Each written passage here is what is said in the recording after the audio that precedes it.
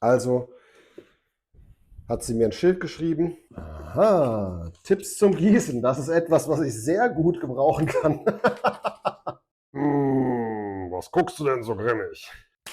Hallo liebe Freunde, mein Name ist Michi. Herzlich willkommen bei Mosartig. Und ja, es ist schon wieder eine Woche rum. Und wie bei jeder Woche möchte ich ganz gerne, bevor wir uns die Pflanze angucken, mal so ein paar kleine Theoriepunkte noch abklären. Und vielleicht hat der ein oder andere von euch da draußen, wenn er das hier schon sieht, so eine Ahnung, um was es heute gehen soll. Letzte Woche ging es um pH-Wertmessungen in der Erde und heute soll es um die pH-Wertmessung im Gießwasser gehen. Warum sollten wir denn überhaupt den pH-Wert im Gießwasser messen? Wir wissen ja doch den pH-Wert im Boden und darum geht es ja letztendlich. Nee, es ist eben so, wenn wir mit einem Wasser gießen, was einen höheren pH-Wert hat als der Boden, dann kann natürlich auf Dauer der Boden den pH-Wert verschieben und wird dann auch immer höher und driftet dann so nach und nach in einen Bereich rein, der gegebenenfalls für die Pflanze nicht mehr optimal ist. Und so kann es natürlich auch in die andere Richtung gehen. Heißt, wenn das Wasser zu sauer ist, kann es sein, dass der Boden mit der Zeit zu sauer wird. Denn der optimal gewählte pH-Wert für den Boden, ich blende hier nochmal das Bild ein, liegt zwischen 6 und 7, denn in diesem Bereich kann die Pflanze über ihre Wurzeln am besten die meisten Spurenelemente und Mengenelemente aufnehmen. pH-Wert. Was ist eigentlich dieser pH-Wert? Der pH-Wert ist definiert als der negative dekadische Logarithmus der Wasserstoffprotonenkonzentration. Und wo kommen diese Wasserstoffprotonen her? Nun, jede Art von Säure, sei es eine anorganische oder eine organische Säure, ist bestrebt darin, Wasserstoffprotonen abzugeben. Und je besser sie das macht, desto stärker ist eine Säure, beispielsweise Schwefelsäure, oder je ungerner sie das macht, desto schwächer ist sie, zum Beispiel Zitronensäure. Ich will euch jetzt nicht allzu sehr mit der wissenschaftlichen Theorie nerven. Mich würde es aber interessieren, ob euch das mehr interessiert. Dann schreibt es mir gerne in die Kommentare. Jetzt geht es ein bisschen um die Praxis. Warum habe ich das hier denn alles aufgebaut? Wir sind jetzt in der 3. Woche unserer Pflanze und so langsam geht es darum, sich Gedanken zu machen, wie man diese Pflanze denn am besten wässert. Ihr wisst Bescheid, ich habe am Anfang zu viel und falsch gewässert. Deswegen habe ich mir Gedanken gemacht, ich möchte mein Wasser, was ich hier zu Hause habe, mit verschiedenen anderen Wassersorten testen. Zum Beispiel so einem Forstetal Mineralwasser oder einem überteuerten San Pellegrino Wasser. Und diese Wasser auf ihren pH-Wert testen und auf die Zusammensetzung, was hat das Wasser an der Konzentration für Magnesium oder Calcium oder wie ist die Gesamthärte eingestellt. Und da zeige ich euch mal, worauf es so ankommt. Und am Ende gucken wir uns mal die Ergebnisse der Messung an, weil die führe ich jetzt hier nicht durch, sonst wird das Video wieder so lang und keiner guckt das Video. Also, los geht's. Widmen wir uns dem Thema pH-Wertmessung. Um den pH-Wert einer Lösung zu messen, gibt es verschiedene Methoden. Die wohl günstigste und schnellste Methode ist es mithilfe von solchen Teststreifen. Wir sehen, das sind so kleine pH-Wertstreifen, die mit Indikatoren beschichtet sind und decken einen pH-Wert von 1 bis 14 ab. Allerdings immer nur in vollen Stufen, heißt also, wir können uns grob daran orientieren, ob wir in einem pH-Wertbereich von 6 und 7 sind, aber nicht eben die Stufen dazwischen oder ob wir vielleicht schon darüber sind oder niedriger liegen. Eine andere Alternative ist, so ein elektronisches pH-Meter zu nehmen. Diese pH-Meter gibt es absolut günstig mittlerweile über verschiedene Versanddienstleister zu bestellen. Tut mir einen Gefallen da draußen, seid bitte nicht so blöd und lasst euch das jetzt zum doppelten Preis verkaufen, nur weil da irgendein Firmenname drauf abgedruckt ist. Ihr findet genau dieses gleiche Modell für die Hälfte des Preises und es macht genau auch das Gleiche. Dieses ist ein Modell, was neben dem pH-Wert auch den Leitwert messen kann und die Salzkonzentration. Das ist also für unseren Zweck auch vollkommen ausreichend. Ist kein hochpräzises wissenschaftliches Messinstrument, dieses Gerät hier. Aber wenn man weiß, wie es zu bedienen ist und was es so für kleine Tücken mit sich bringt, reicht es für unsere Zwecke, für das Gießwasser von Pflanzen vollkommen aus. Ihr seht jetzt, Ich habe das pH-Meter hier aufrecht stehen.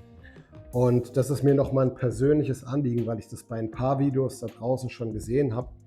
Der eine oder andere weiß, dass ich Laborerfahrung habe und viel mit auch teureren pH-Metern schon gearbeitet habe. Hier, die pH-Messung erfolgt über eine kleine Glaselektrode hier unten. Diese Glaselektrode ist gefüllt mit einer Flüssigkeit, mit einem Elektrolyten. Und wenn ich dieses pH-Meter jetzt ohne Schutzkappe einfach so hier liegen lasse oder auch mit Schutzkappe liegen lasse, dann kann es sein, dass diese Glaselektrode, die mit der Flüssigkeit gefüllt ist, mit der Zeit austrocknet und somit an Präzision verliert. Am besten, und das habe ich auch auf verschiedenen Webseiten gefunden, der Hersteller sagt es leider nicht, vermutlich weil er euch mehr davon verkaufen möchte, wenn es schnell kaputt geht, ist es, und so macht man das auch im Labor, wenn man diese Glaselektrode in einer 3-molaren Kaliumchlorid-Lösung lagert. Ich mache das dann folgendermaßen.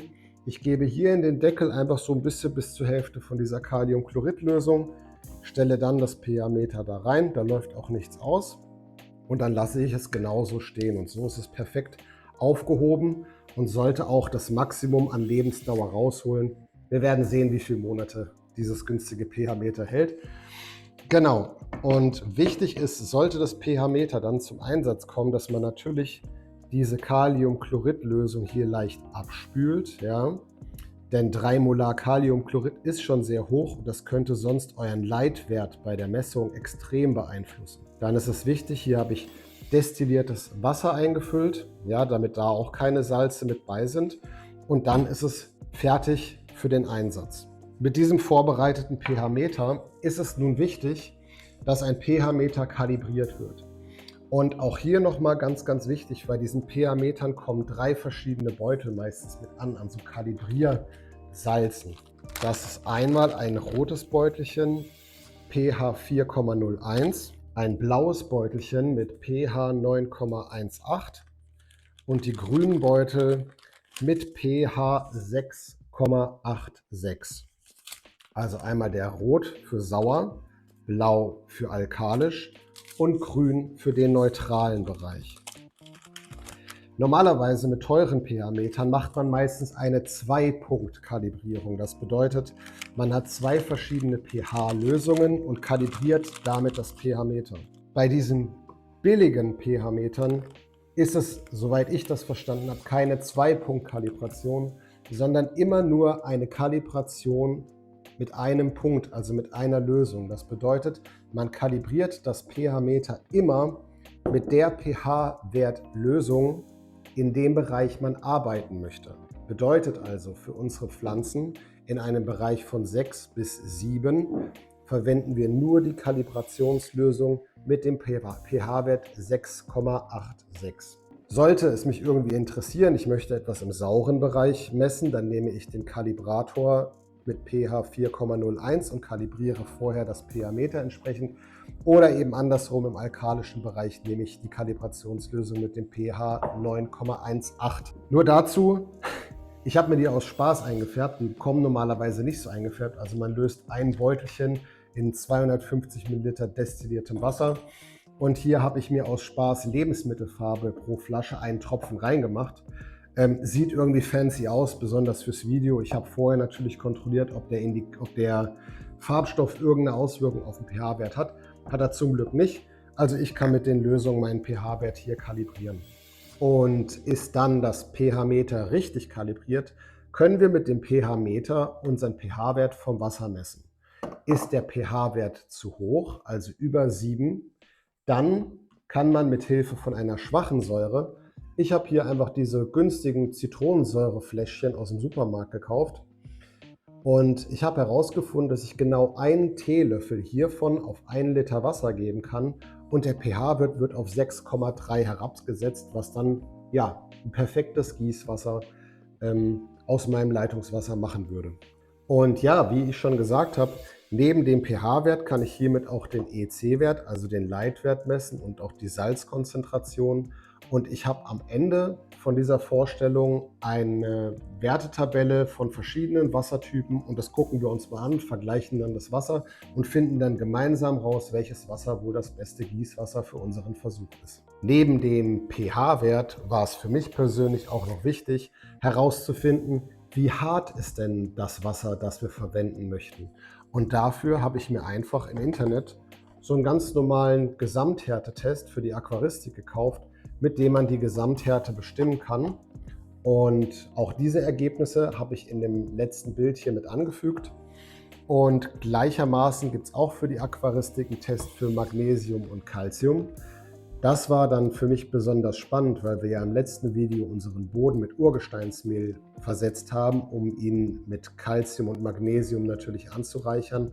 Ist für mich natürlich auch spannend zu wissen, inwiefern unser Gießwasser auch schon Calcium und Magnesium enthält, um einem möglichen Keimak-Syndrom der Pflanze vorzubeugen. Die Experimente habe ich gemacht. Ich habe also Carbonathärte und Magnesium und Calcium auch mitgemessen, wobei ich sage schon mal vorneweg, Magnesium bräuchte deutlich höhere Konzentrationen, dass dieser Test hier präzise ist, aber zu Calcium können wir auf jeden Fall schon mal was sagen. Ich habe auch das Experiment gemacht, unser aufgesäuertes Wasser mal mit etwas Keimak versetzt, mit 1 Milliliter pro Liter.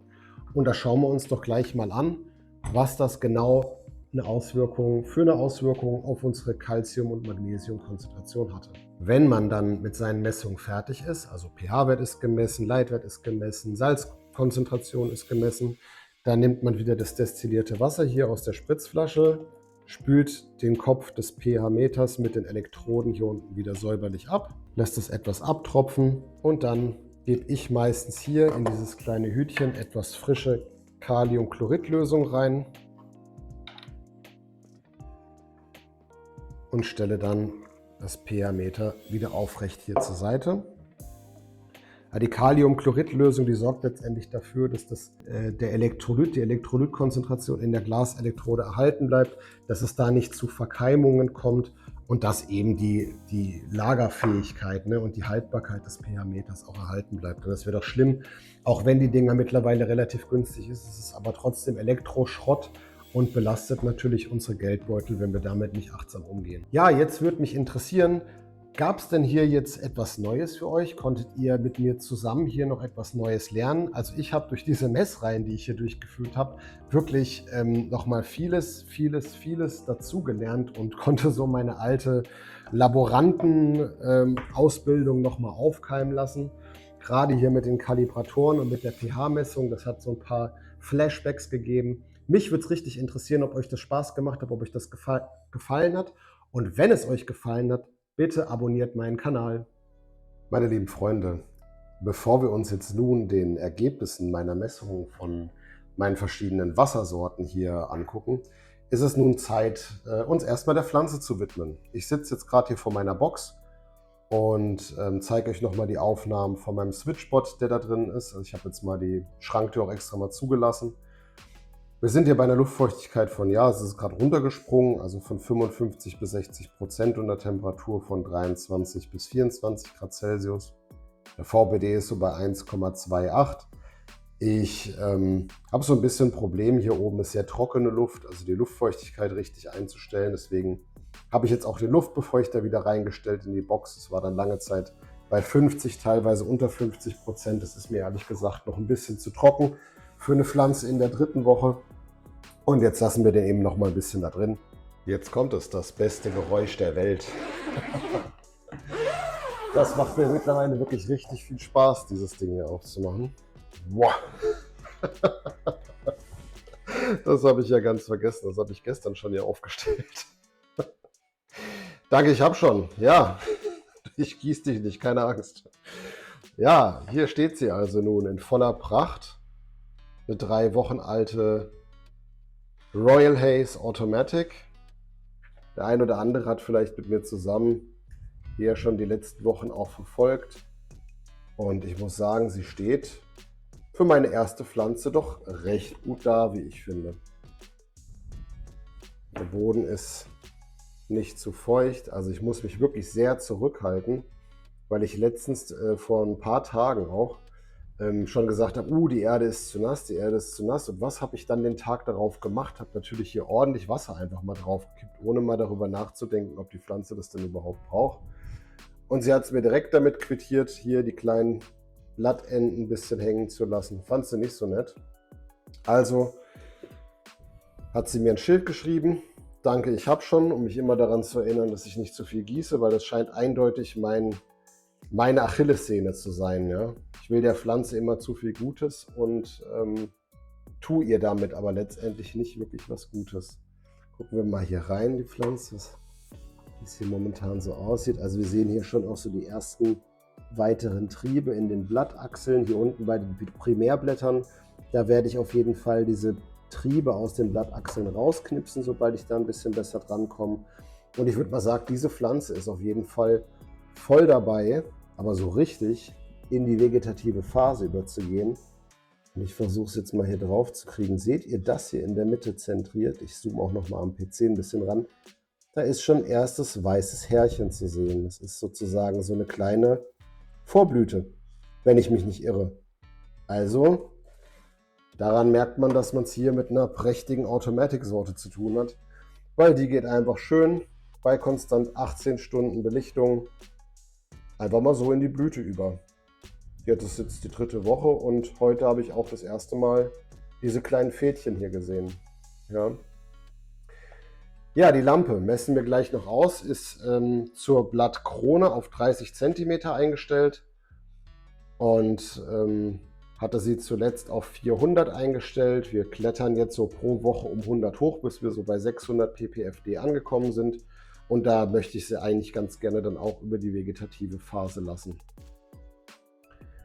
Ja, der Ventilator ist hier immer noch auf Stufe 3 gestellt, aber ich finde hier, wenn ich mal gegenpuste,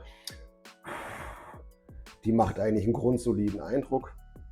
Und den Inline-Lüfter hier oben, den habe ich jetzt wirklich auf ganz schwache Stufe gestellt, damit hier ein bisschen Frischluft reinkommt. Und ja, bin gespannt, wie sie so nächste Woche aussehen wird. Jetzt gibt es noch eine kleine Show-Einlage von der Pflanze. Darf sich einmal 360 Grad hier drehen. Ich werde ein Stativ aufbauen. Und dann gucken wir uns mal die Messwerte von den Wassersorten an. Gut, also wir haben jetzt die Messwerte mal in eine Tabelle eingetragen. Ich glaube, auf der Aufnahme sieht man meine Maus leider nicht, deswegen versuche ich es zu markieren. Hier jeweils habe ich die Wassersorten hier oben aufgeführt in der Tabelle, also das San Pellegrino Wasser und das Forstetal Wasser, einfach mal aus Spaß mitgetestet. Regenwasser, LW steht für Leitungswasser roh, also so wie wir es quasi auch vom Wasserlieferanten hier bekommen über die Rohrleitung.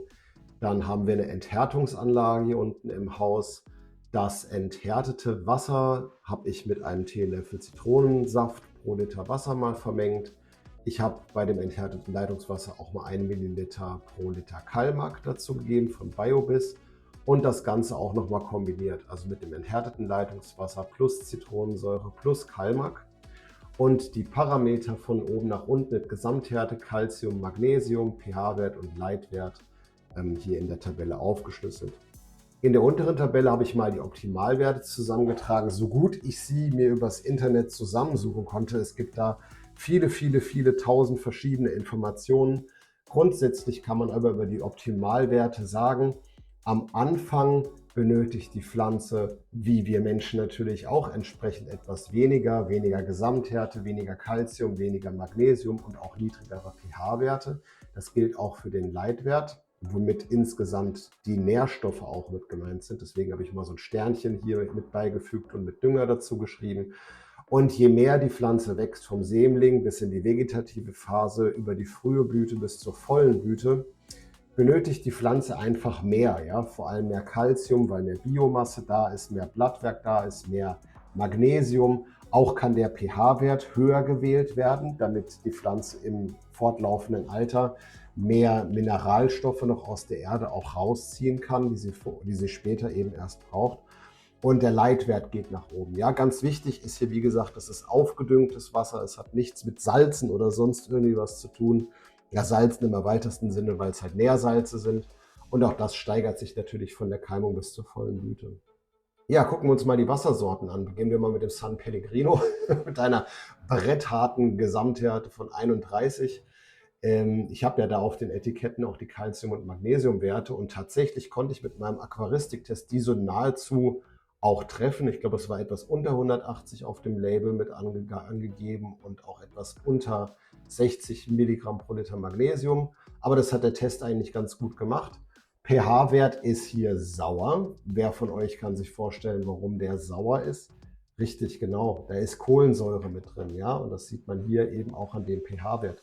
War gar nicht so leicht, das zu messen, weil sich am pH-Meter die ganze Zeit so kleine Kohlendioxidbläschen gebildet haben, die natürlich die Messung beeinträchtigen. Und der Leitwert ist auch relativ moderat hier mit 1120. Wäre auf jeden Fall kein Wasser. Was ich jetzt so der Pflanze dazugeben möchte, weil einmal der pH-Wert natürlich dann zu sehr absacken würde, auch der Leitwert zu hoch ist. Ich sag mal, Calcium- und Magnesiumversorgung wäre aber ganz nett gedeckt, oder? Kommen wir zum Forstetalwasser. Es ist ein Wasser, was damit wirbt, besonders viel Calcium zu haben und ist besonders bei Teilen der älteren Bevölkerung sehr beliebt. Ich sag mal, Hashtag Osteoporose und Calciumversorgung. Ganz ehrlich, war gar nicht so leicht, die Gesamthärte hier zu messen. Ich habe getropft und getropft und getropft und der Test roch immer mehr nach Chemielabor.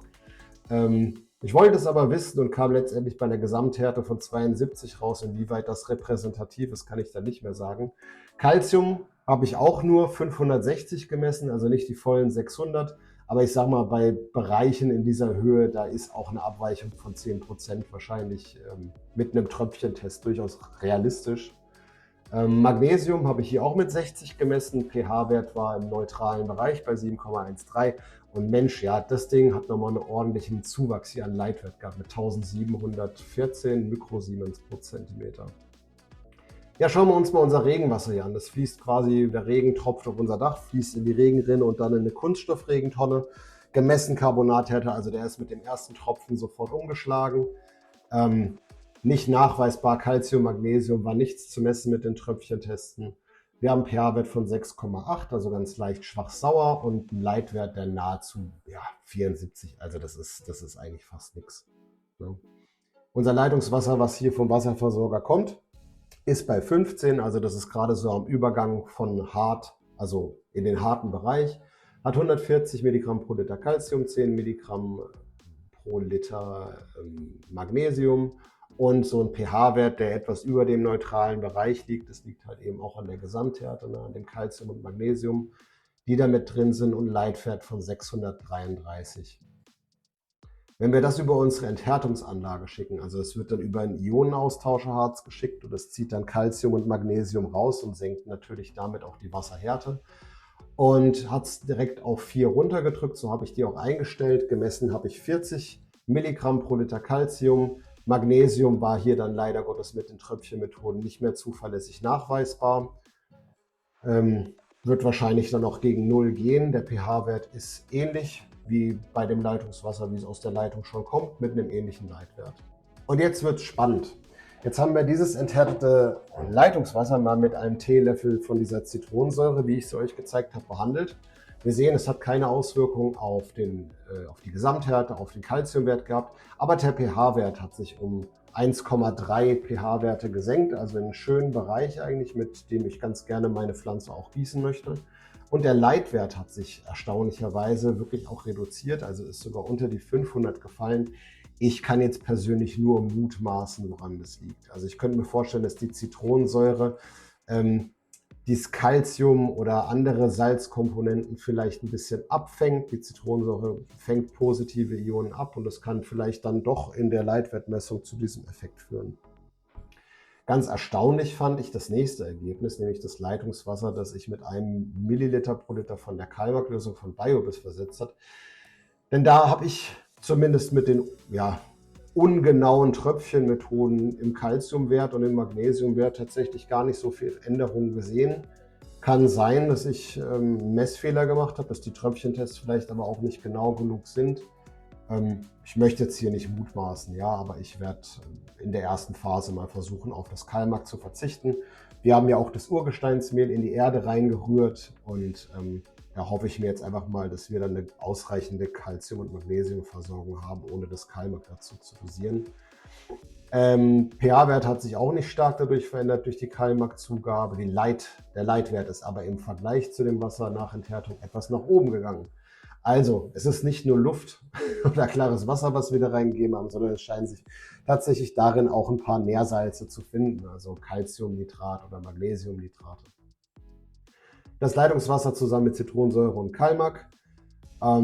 Sehen wir auch hier, also Calcium, Magnesium, für mich keine große Änderung. Der pH-Wert hat sich genauso abgesenkt wie ohne das Kalimak. Und wir sehen auch hier im Vergleich zum Leitungswasser mit Zitronensaft einen leichten Anstieg wieder, ja, in den Leitwert. Aber zusammen im Vergleich ohne und mit Zitronensaft sieht man, dass der Zitronensaft doch hier wieder irgendeinen Effekt drauf hat auf den Leitwert. Ja. Also ich könnte mir vorstellen, dass die Zitronensäure da einfach Protonen abfängt, die dann nicht so eben mal zur Messung zur Verfügung stehen. Wow! Und jetzt habe ich wieder fast 10 Minuten geredet. Respekt an die Leute, die das interessiert hat und die mir dabei zugehört haben. Ich finde es fantastisch. Ich bin so froh, dass ihr mit dabei seid und bin mal auf eure Kommentare gespannt, ob ihr das interessant fandet. Genau, und jetzt gehen wir noch über zu einem weiteren spannenden Teil, der einen Ausblick auf die nahe Zukunft geben soll. Was guckst du denn so grimmig? Die grimmigen Smileys, die kennen wir aus meinen alten Videos bezüglich Raumklima und so. Nehme ich aus unserem Keller, hier, der Rumpelkammer. Aber ich betreibe hier, guck mal, so ein gebrauchter, den habe ich mir gebraucht gekauft. Ich betreibe ein bisschen Terraforming bezüglich des Kellers, also eigentlich Kellerforming, und versuche die Temperatur ein bisschen nach oben zu drücken und das mit der Luftfeuchtigkeit auch in den Griff zu kriegen, denn ich habe Großes vor. Ich will jetzt erstmal nicht allzu viel verraten, aber ich werde eine zweite Growbox zugeschickt bekommen. Mehr dazu folgt dann in den folgenden Videos, ja? Aber mein Plan ist, die Growbox von oben hier runterzustellen in den Keller, was, ja, man muss ein bisschen auf Raumtemperatur und Luftfeuchtigkeit achten, aber ich denke mal, das bekommen wir in den Griff. Und das Coole ist, ich habe halt hier auch schon Wasseranschluss, ne? Das heißt, ich muss nicht die ganze Zeit irgendwie da so rumschleppen. Ich hätte genug Platz und ich habe mir hier auch schon so einen Tisch, so einen Klapptisch gekauft, auf den ich die 2 Growboxen hier entweder links lang oder da längs draufstellen könnte. Also ich gehe ja schon ganz gerne auch mal vor den Ladies auf die Knie, aber ich glaube, so fürs Arbeiten oder die Pflanzen auch einfach mal zu betrachten, so auf dem Stuhl zu sitzen, ist das, glaube ich, schon echt eine ganz coole Nummer. Wir werden sehen, ob mein Plan aufgeht. Und hier unten habe ich auch noch ein spannendes Paket stehen und das will ich mit euch jetzt auf jeden Fall schon mal zusammen aufmachen. So, jetzt gucken wir mal rein, was hier in dieser Kiste ist. Ich weiß es schon und so viel vorneweg. Einen ganz, ganz lieben Gruß an Kim von Couple of Plants und vielen lieben Dank, dass du mir dieses Paket hier zur Verfügung gestellt hast, um für die nächsten Projekte gut ausgerüstet zu sein. Schauen wir doch mal rein, was uns Kim von Couple of Plants hier zur Verfügung gestellt hat. Aha, Tipps zum Gießen. Das ist etwas, was ich sehr gut gebrauchen kann. Sehr gut. Vielleicht hat Kim da draußen meine Videos auch sehr gut angeguckt und gesehen, dass ich es mit dem Gießen sehr gut meine. Nein, es sind allgemeine Tipps zum Gießen, allgemeine Tipps für den Umgang mit der Erde und mit Feuchtigkeit. Von der Erde werde ich mir natürlich sehr genau durchlesen, wenn es dann zu unseren neuen Projekten hier unten in den Keller geht. Mein Plan ist nämlich in dem Grow-Zelt, was wir zugeschickt bekommen, 2 photoperiodische Pflanzen zusammen in dieser von Couple of Plants zur Verfügung gestellten Erde großzuziehen. Und ich bin sehr froh, dass Kim nicht nur das alles hier uns für unser Projekt zur Verfügung stellt, sondern auch das ganze Projekt soweit begleiten wird. Heißt also, er ist für mich jederzeit erreichbar und für jeden Schritt hat er ein offenes Ohr. Und da bin ich wirklich sehr dankbar. Also wir haben schon lange telefoniert, auch bevor es dann losging und ich diese Kiste hier bekommen habe. Macht wirklich insgesamt schon sehr, sehr guten Eindruck. Hier, Couple of Plants. Schaut euch die Seite mal an, ist wirklich richtig gut aufgezogen. So, hier habe ich einen kleinen Stoffsack, so einen kleinen Teebeutel. Und ich sehe schon, die erste Packung ist ein Bloomshot. Das ist so eine organische Düngermischung. Und ich gehe mal stark davon aus, weil hier Blumen draufsteht, dass das eine unterstützende Düngermischung für die Blütephase unserer Lieblingspflanzen. Dann habe ich hier einen Komposttee. Ich glaube, dafür ist auch dieser Stoffbeutel hier gedacht. Wie gesagt, ich kenne mich mit den Produkten noch nicht aus und bevor wir damit starten, muss ich auf jeden Fall nochmal bei Kim ein bisschen in die Schule gehen. Aber ich denke mal, dass dieser Teebeutel zusammen mit diesem Tee hier zum Brauen von einem Komposttee gedacht ist. Der Komposttee, so viel weiß ich schon mal, gibt der Living Soil verschiedene wichtige Stoffe hinzu, damit die Mikroorganismen richtig aktiviert werden und ihre Arbeit bestmöglich ausführen können. Und der nächste Beutel hier sehe ich eine Kleemischung. Das habe ich in Kims letztem Video, ich verlinke es euch hier unten in der Beschreibung, habe ich gesehen, was man damit macht. Man streut das quasi in den großen Topf einmal oben drüber und lässt dann eine Schicht Klee wachsen. Und Klee ist wohl imstande darin, Stickstoff zu fixieren und reichert die Erde zusätzlich mit Stickstoff an. Finde ich super spannend und finde ich, sieht auch echt genial aus, wenn die große Pflanze so umringt von dem Klee steht. Ach Kim, Mensch, das ist ja wirklich toll. Guck mal hier. Da habe ich direkt auch hier 2 Stofftöpfe mitgeschickt bekommen vom Kim von Couple of Plants. Vielen lieben Dank. Ja, mit denen werden wir das Projekt dann, denke ich mal, auch starten direkt. Was für Sorten nehmen wir denn da? Ich hatte ja mal die Saatgutverlosung gemacht, ne? Guck da mal in meine Videos rein. Ich hatte eine Saatgut-Auslosung gemacht, mit welchen Sorten ich starten soll. Ich guck mal, was für Sorten da zweit- bzw. drittplatzierte photoperiodische Pflanzen waren. Ja, guck mal hier. Da muss ich einmal aufstehen. Und dann haben wir hier noch 2 Säcke drin. Cannabis Living Soil von Couple of Plants. Das ist alles, wann immer ich mich mit Kim unterhalten habe oder auf der Website kann man es auch sehr gut nachlesen. Alles in Deutschland per Hand produziert, per Hand gemischt, per Hand verpackt. Auch dieser Karton, das hat auch selbst Kim, der Geschäftsführer von Couple of Plants, alles selbst gepackt. Ich bin absolut gespannt, wie sich hier diese Living Soil schlagen wird. Wie gesagt, ich arbeite ja gerade oben mit einer aufgedüngten Erde an unserer Royal Haze Automatic. Aber dieses Thema hier, vor allem für mich als alten Biotechnologen, eine super, super spannende Sache. Also da freue ich mich richtig drauf. Also drückt mir die Daumen, dass hier bald die zweite Box ankommt und wir bald hier mit neuen spannenden Projekten starten können. Ja? Also, wenn es euch gefallen hat und ihr es auch kaum abwarten könnt hier, dass es hier bald weitergeht in den neuen Hallen hier unten, dann gebt mir ein Like, gebt mir ein Abo und mich würde es freuen, wenn ihr was in die Kommentare schreibt. Macht's gut, bis bald, euer Michi.